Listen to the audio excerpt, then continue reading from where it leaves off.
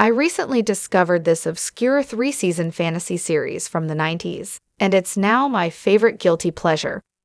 I recently discovered the series Beastmaster, an obscure late 1990s fantasy series whose 3 seasons have become my favorite guilty pleasure.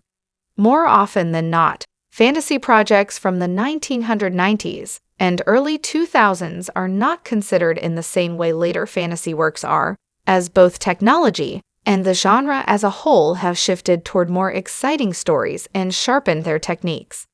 Even so, many of these fantasy TV shows from the 1990s are still enjoyable in their own ways, Beastmaster included.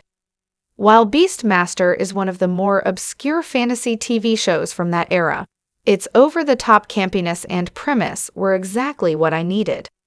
Fantasy series today can be difficult to follow, so to have a show that has easy-to-understand lore and the fun character dynamics that later projects try to capture can be hard to come by within that sphere. Fortunately, Beastmaster has these attributes and more, making this late 1990s series a great pick for audiences who love the fantasy genre. Beastmaster is one of the late 90s best guilty pleasures for fantasy fans. Beastmaster can be a very fun watch for modern fantasy fans, as the series has aspects from other popular shows, while also executing a thought-provoking premise quite well. The series follows Daniel Goddard, the last survivor of his tribe, who protects the land and animals as he searches for his lost love, helping others as he goes. When he stumbles upon Jackson Rain, a fearful but psychology-inclined man, the two join forces, encountering new friends and foes like the sorceress Monica Shinar along the way.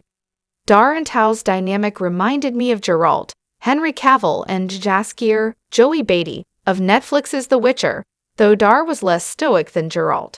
This, combined with the classic 1990s campiness, makes Beastmaster a fun show, but what cemented it for me was its deeper themes. Beastmaster's story maintains itself through exploring themes of change, naturalism, and imperialism, as the main characters are all from destroyed tribes. Those themes were not just added to the show, rather, they trace back to Beastmaster's beginning, which includes a prominent fantasy author. Beastmaster's original book and movie adaptation explained. Beastmaster's journey through adaptations has allowed the story to go through several iterations, ultimately making it an even more fascinating fantasy universe to get into.